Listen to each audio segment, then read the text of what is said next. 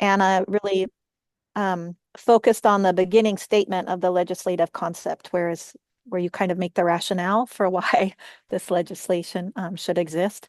The whereas comments, whereas X, therefore Y, and having getting to so in other words, taking it from the learning collaborative where I only hear it back to my larger membership. I remember they really I think liked having the time to delve in more to things, and it was very interesting. And that Anna came in with a wealth of knowledge about kind of explaining how all these different things are or aren't working, or how this legislation from a previous session was impacting what was happening with services now. And I think especially for partners who weren't steeped as much in mental or behavioral health, that it was really valuable. So um, anyway, that was one action I took, I guess, as a result of that. Oh, got it. Okay. So like we talked about it in here, then you were like, there's more to talk about. And the action was, let's go have a conversation with my table. Got you. It just all clicked into place for me, Sylvie. Thank you. All right, I wasn't making the follow No, I through think it's my clear. brain is clicking on a little slow today. We're like partially off one of our tracks or something.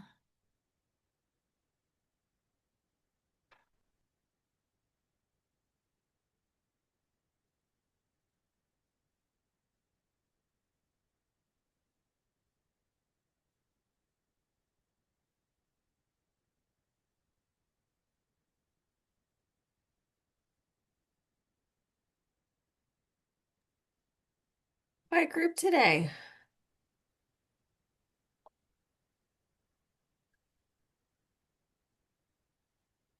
And I Um, know that that people have done things because I know that people have reached out to us to say like, "Hey, after that learning collab, I tried this thing," or you know what I mean. So like, I know that people were trying to take this learning and really put it into action.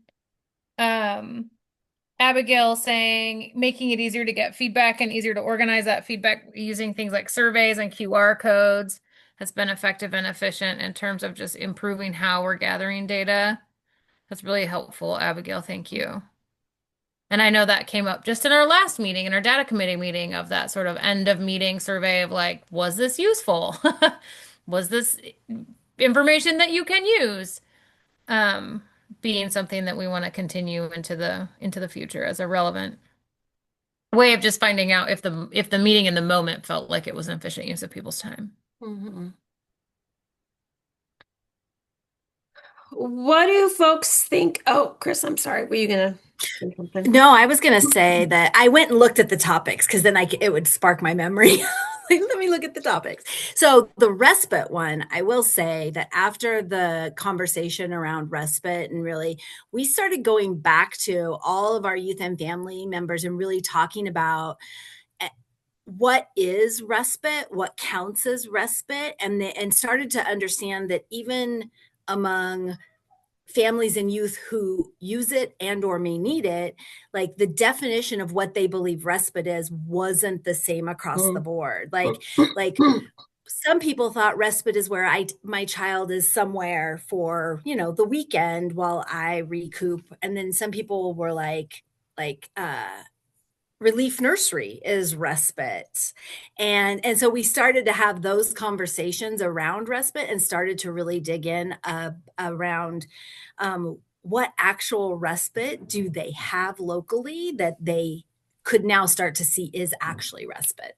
I love that, Chris. Once you had a little bit more of a shared definition, because that was definitely one thing we Yeah. heard very early on was that people didn't know what respite means. What does it mean? Who is it meant for? What does it look like? So that's a great, wonderful example. Thank you for sharing that.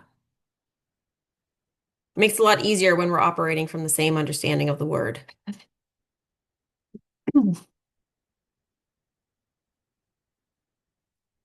I'm curious about the two collaboratives we held, specifically around the barriers. And if that is something, that you found was helpful, is that something that you would attend if we offered future sessions about that? So as a reminder, right, this was really in direct response to the 6-month barrier reports that you submit to OHA. Cody goes through, analyzes those, we identify the themes, and then from all of that data, we go through and pick a few barriers that caught our eye because they were common, because maybe it was something new, because it felt particularly complicated. And then we held breakout rooms. We brought in some subject matter experts from other systems often to help facilitate and provide information. And then really let you all kind of get into small rooms around a particular barrier and talk about what you did, what happened, what's working, what's not working. Was that useful? Like, did that feel like a good use of time or no?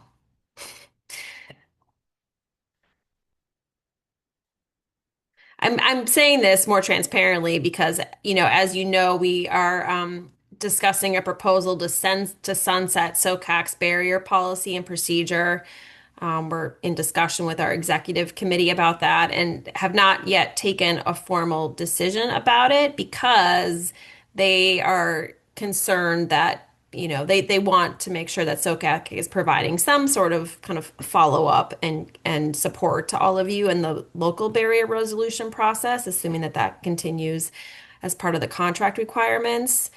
And so in thinking about what that looks like, if we did something twice a year around barriers specifically, would that be helpful?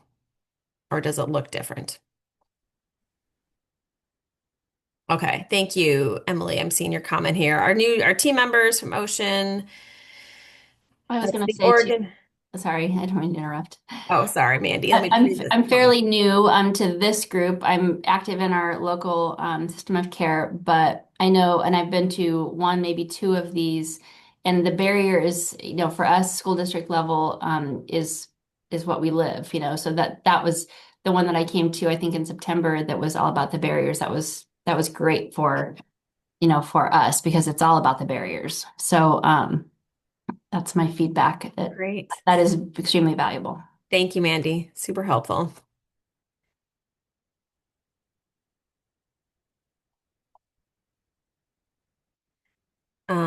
Okay, and it looks like Emily also agrees. Found it really helpful to participate in the barrier resolution discussion in September, particularly around autism-based barriers and needs. We've also been trying to identify some inroads with System of Care and System of Care Advisory Council, and this group has been a great way to do that. Thank you, Emily.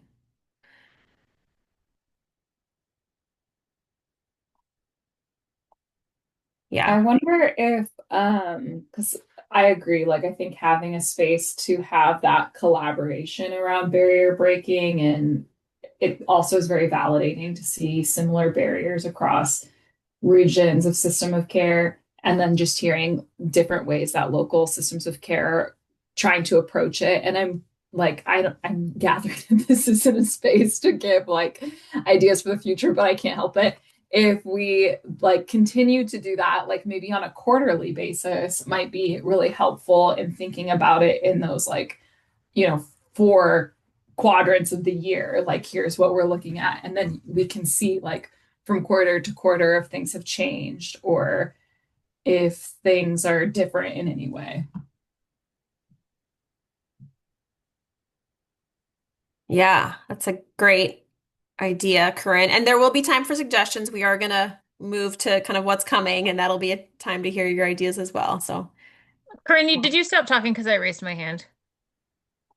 Okay. So I'm like not trying to. Okay.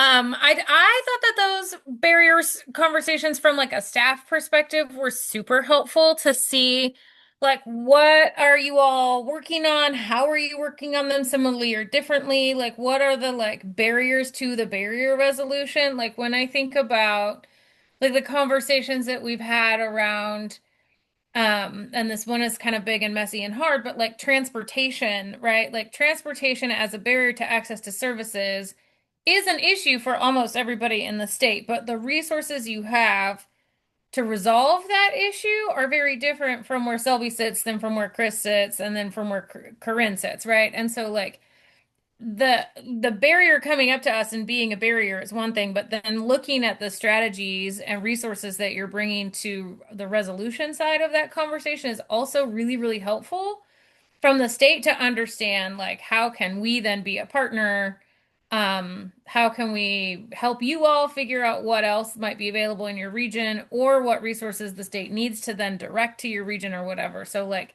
those barrier resolution conversations for me felt really useful in terms of directing our work at the SOCAC around how we can be better partners to you all to improve access to care.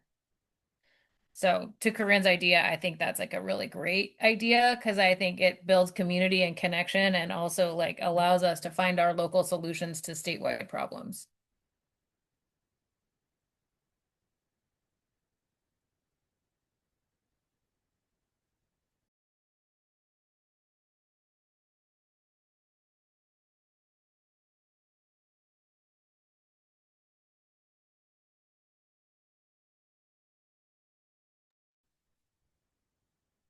All right. Any other kind of look back reflections that people want to name before we start to shift to looking forward?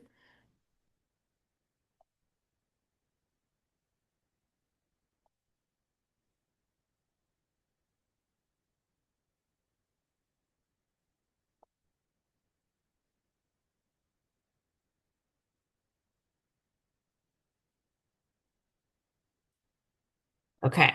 All right. Well, let's get into it. Let me move back to the slide deck here. Hopefully this will work this time.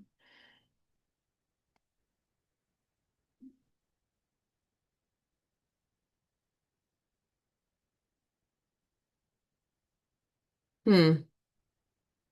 You still looking at a black screen? Yeah. Oh no. Yeah, my Well, now it's kind of gray and black. Is the PowerPoint in the local SOC folder? it is. Yeah. Oh, There it is. there it What you is. shared. I'll try and find it in case it blips out again so I can cover you. Oh man. I think I need a new computer. Um, okay. What you've shared, is that what you're looking at? Yes. Okay, fabulous. Thank you. All right. So, as Helby said, we've kind of on the regular tried to assess how this is all going for you. And very high level, kind of what you have shared is that you are generally favorable about the Learning Collaborative. Primary barrier to kind of being here and participating is not surprisingly capacity and bandwidth to participate, not just for coordinators, but really for other partners in your region, right? Again, these collaboratives are really meant to be for everyone and anyone in your system of care. You know, most of the time it is just the system, not just, but like the system of care coordinator is like the primary audience. Our efforts to really bring more people into the space haven't been super effective. Again, probably because everyone is very, very busy and has too much going on. But again, people appreciate, the space to collaborate and be here with each other, which is great. What we have heard is needed. So we have also heard that the System of Care Learning Collaborative, as it has been called for many years now, is not really a learning collaborative. A learning collaborative typically takes one topic and kind of meets about that topic and talks about it over a period of time, right? It's a lot more of a deeper dive. It has a lot more structure. Sometimes there might be like, activities that you do in between the collaboratives. You come back, you talk about how that went, right? And the sessions really build off of each other. So that is just to name, like that is not really what we do here. It's often just kind of like a potpourri of topics that we think might be of interest to you. And so just wanted to say that we hear that like that is not exactly what you're asking for. We've also heard repeated requests to really improve the orientation materials that are provided to new system of care coordinators. That could be other leaders in your system of care as well. There's really not an orientation at the time. Basically, what happens when a new coordinator steps into the role is that Anna and I, sometimes Hillary, get together. We provide an hour or two or more of information. It's really just like a download. It's very one directional. It's not adult centered in terms of like learning styles. It's a lot and it's not really effective. We know we need to do better on that. We've also heard from system of care coordinators specifically that you would really love coaching, mentorship, kind of one-on-one support. So when you come across different challenges in your practice of being a system of care coordinator, we know that takes a lot of different skills and tools, that it would be helpful if you had someone who was a bit of an expert who could kind of help walk you through whatever challenge was going on. And then we've also heard again that you really appreciate technical assistance related to barrier resolution. It's a very complicated process, and that you would like some support with that, and also the role and responsibility of system of care as a governance structure, and how it's outlaid in the CCO contract is caused continued confusion. So other considerations that we just want to name, again, I think common understanding that we are in a environment of restricting resources, right? Things are changing. Staff time is getting a little bit more restricted. Fiscal resources are dwindling. Hopefully this is a temporary situation, but at least for the foreseeable future in the next couple of years, we're not going to have a ton of money flowing through the system. SOCAC staff capacity, we still only have 5, soon to be 6 staff, hopefully. But we're a small but powerful team, I'd say. And we have this great new strategic plan, and that is really our call. That is our mandated kind of work. And so we're going to be putting a lot of work into that strategic plan and that's where our priority is going to be. Staff transitions and turnover, again, local systems of care. This is not new, but there's always a lot of transition, right? People come, people go. That is a present and might be something that we see more of in the coming years. We'll see. Lack of engagement from cross-system partners. There's lots of great ideas about how to address that. But we know this continues to be a challenge for you. And there's this opportunity to align with the new plan that we've gotten very positive feedback on, and we know there's a lot of excitement and hope in that plan. And as Selby said, this really can be our anchor in the next few years of what will be challenging times. So that takes me to kind of what our proposal is for technical support to local systems of care moving forward. The first is the hard news that we are going to pause this space in particular, this learning collaborative space, until we can get some dedicated resources to actually providing a true learning collaborative. That would take external resources, likely via a contractor. We would need money for that. We would need time to get that solicitation out. So in the meantime, we're going to be pausing on this monthly series. That being said, we will still maintain that monthly office hour space. That will continue to be, that has historically been held the first Friday of every month from 11 to noon. We're very open to moving that if generally that is not a great time for you. It'd be great to find a time that really works for everybody. If you wanted to drop in, you could. We're going to maintain the system of care. We're going to call it a grantee meeting, not to be confused with the Grantee Learning Collaborative, because that was really confusing, but we will continue to hold a quarterly grantee meeting as it pertains to the system of care grant that SOCAC provides to all regions. So we'll continue to hold that space, talk about grant related things. We're going to launch a new effort related to data-driven decision making. This is an action articulated in our strategic plan.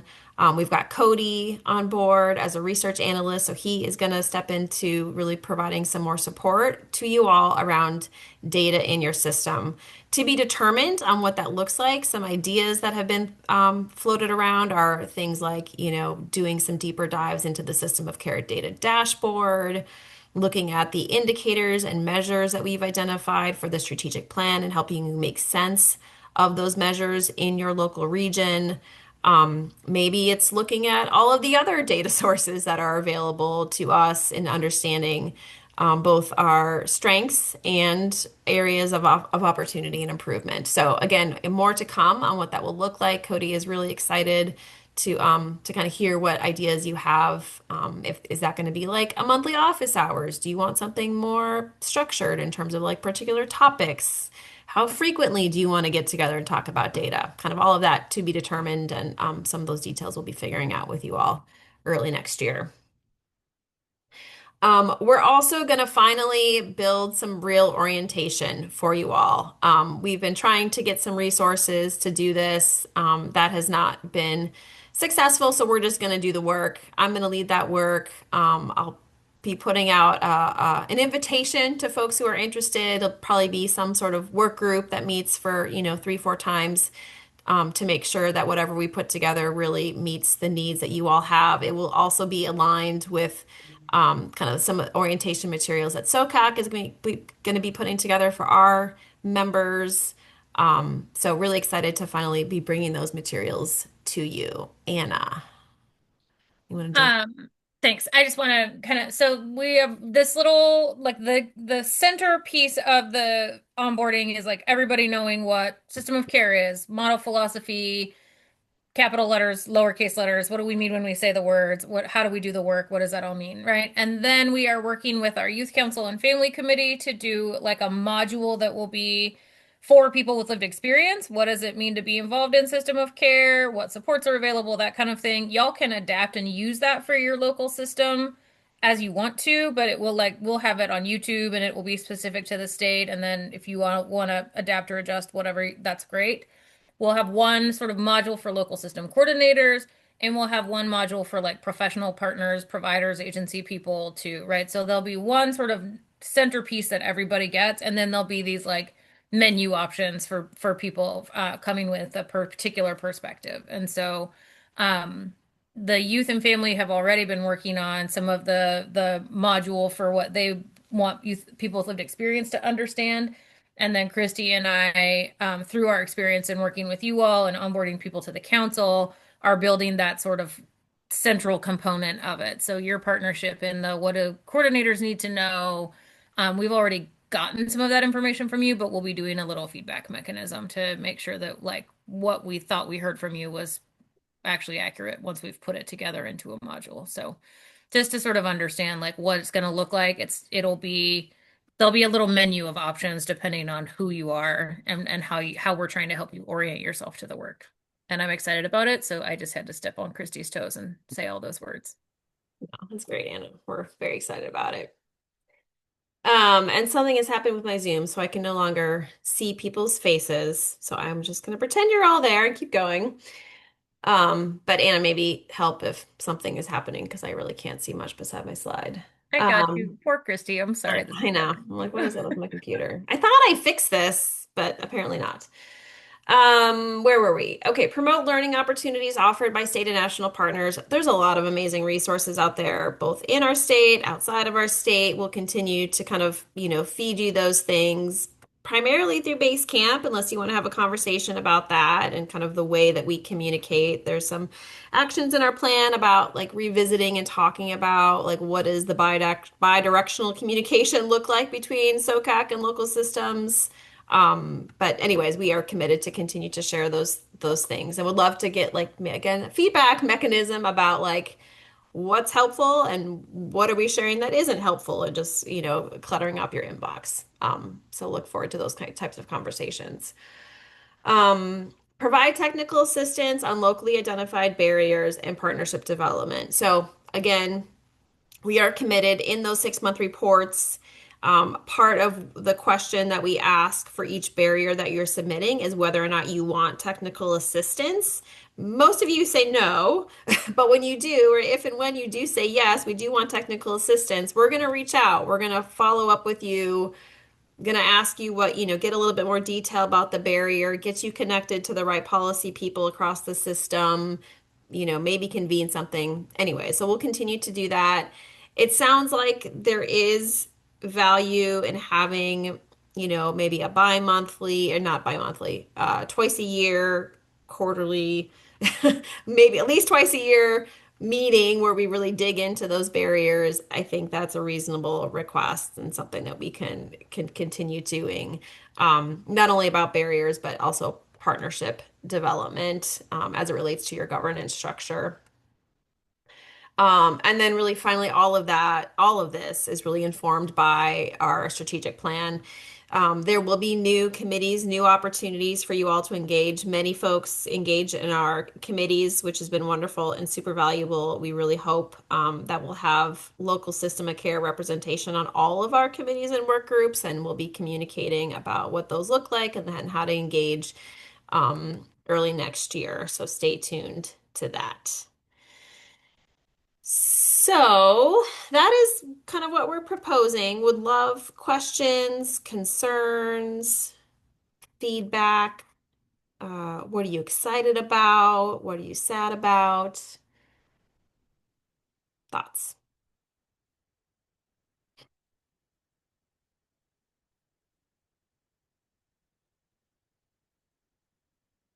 Hi, Chris. I'm gonna. So I just want to say that when we sent the barrier up, and then you and I met and we had a conversation about the barrier, about higher levels of care and like how to get kids in and out, that particular one that we were going to close part of. And then we had a little bit more information. That was probably the most helpful.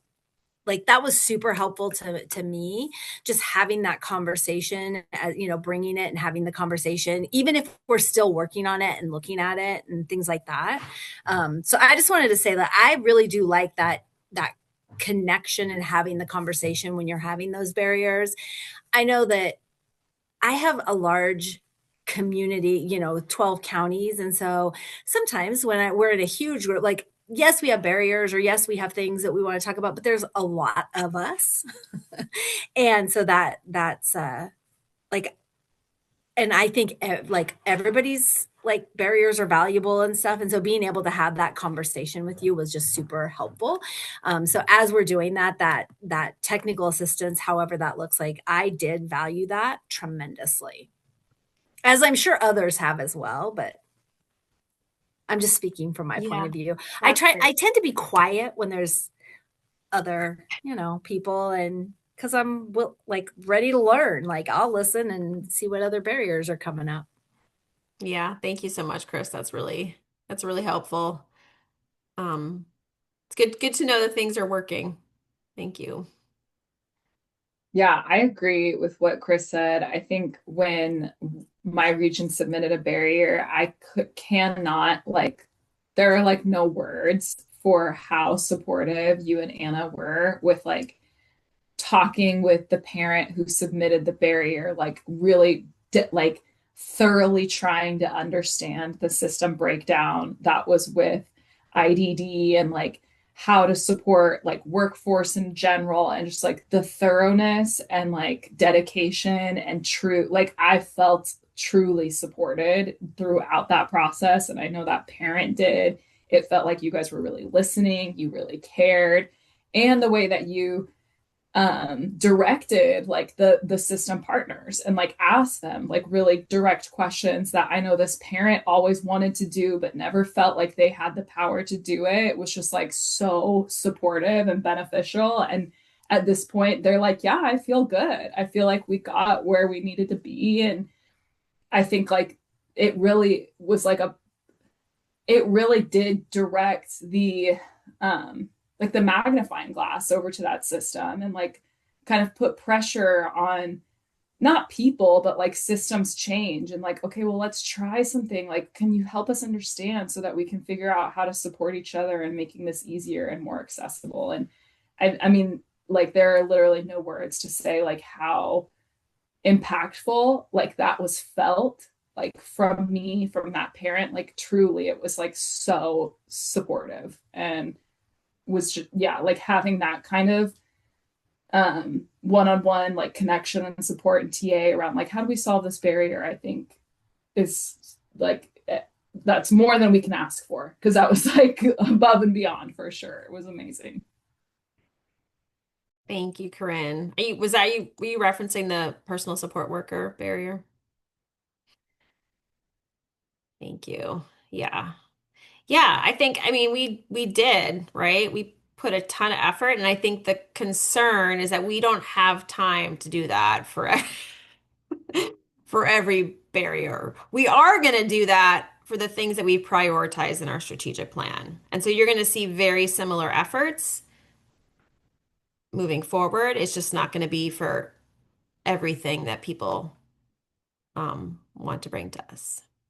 Yeah. And I think that that also like just that's like what I'm excited about. Like when you ask like what are you excited about with what's being proposed here? I really am excited about discussions around the strategic plan at a local level. Like I've shared, I think there is a lot of opportunity to partner and like look at some of these success indicators, talk about how they'll look for our specific counties and like how do we make changes here. And I think it will naturally create alignment and naturally like make things more transparent. So I am looking forward to that.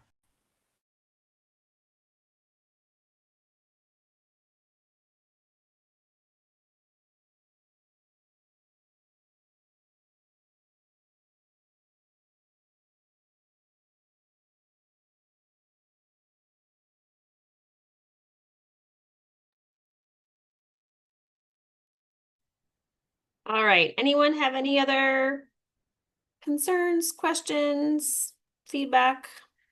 I Shelby, have a, say something. yeah, I was debating whether or not to ask this or not, because I feel a little silly, honestly. I think when I hear about the open-ended offers of technical assistance support, I feel like I have to have a very specific question or specific need.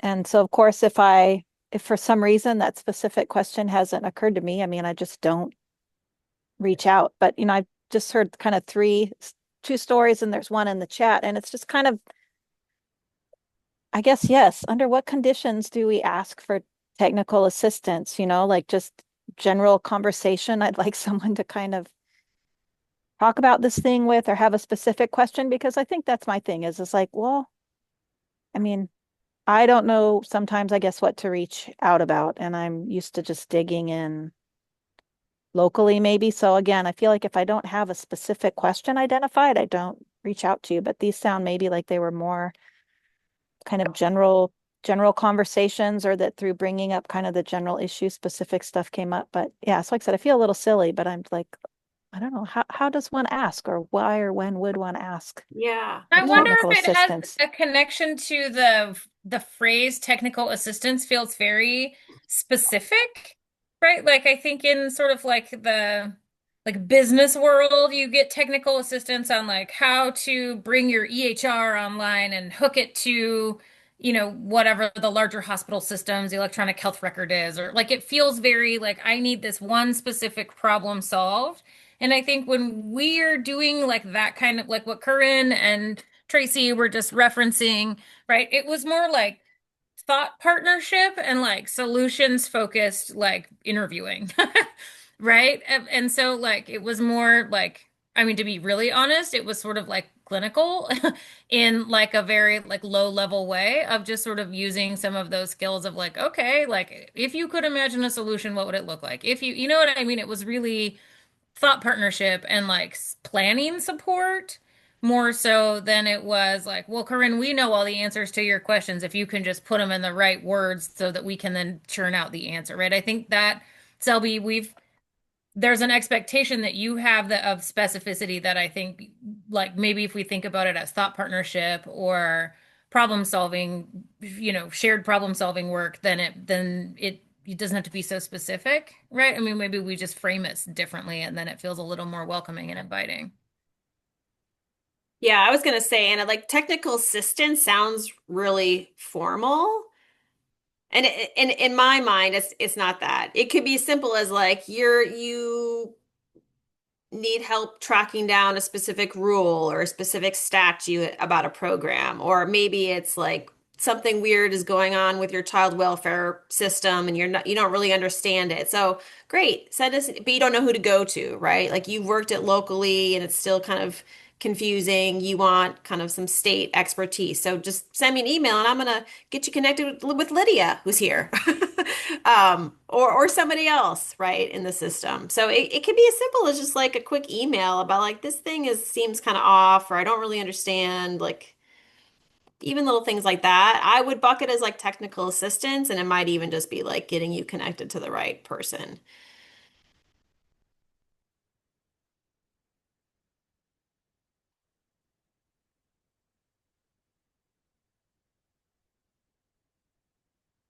Yeah, thought partnership. Yes, like always.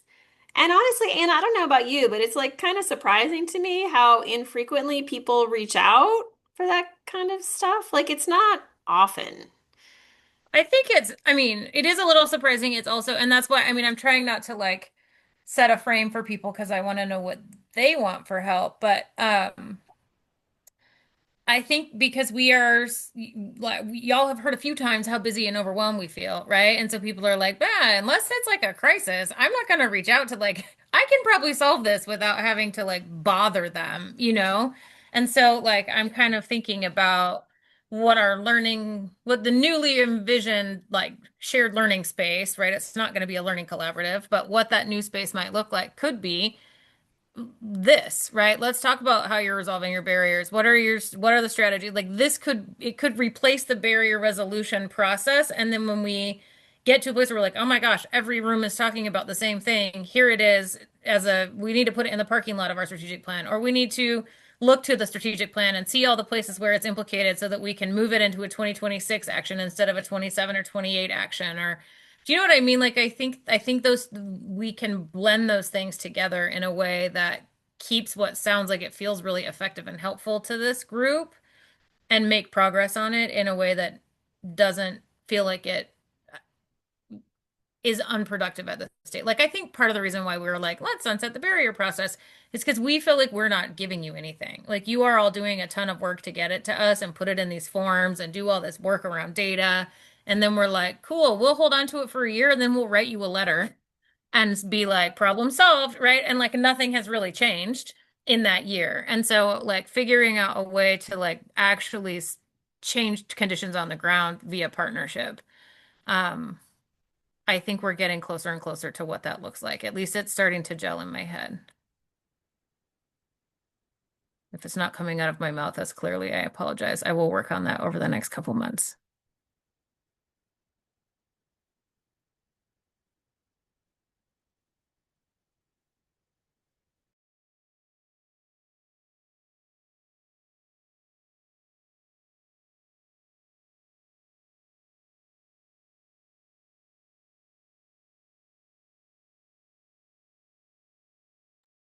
All right. Well, unless there's any final thoughts or comments people want to share, we could wrap it up. There's something about these like really dark days that makes it just feels like, oh, it's really dark. I guess it's time to like sign off for the day. Solstice is almost here. Um, as we close our last collaborative, I'm gonna launch this little poll. I invite you to respond to.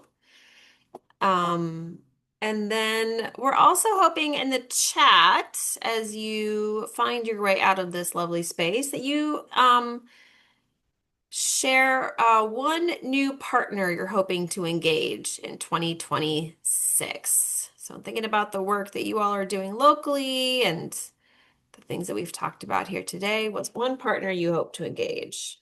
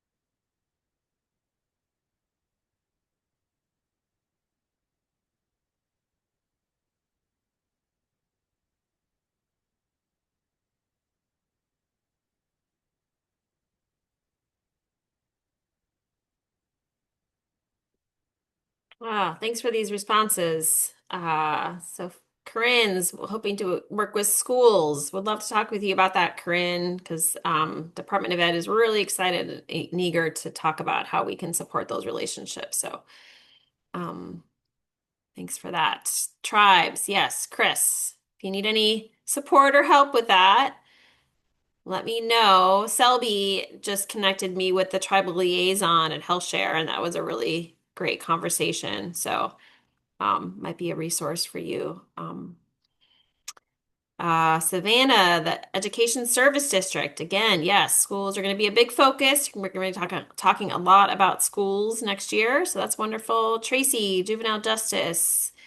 Selby, smaller, culturally specific, community-based organizations. That's great. Roxanne's hoping to work with families with lived experience. Lovely. Karen, intellectual and developmental disability partners. Wonderful, wonderful. Thank you all so much for sharing and for sharing your responses in the poll. That is very helpful. Abigail, doing work with Foster Club. Yeah, love it. All right. It was lovely to see you all. Thank you all so much. I hope you all have a peaceful end of the year, and we will see you again soon. Thanks, Lydia. Thanks, everybody. Thank you. Bye.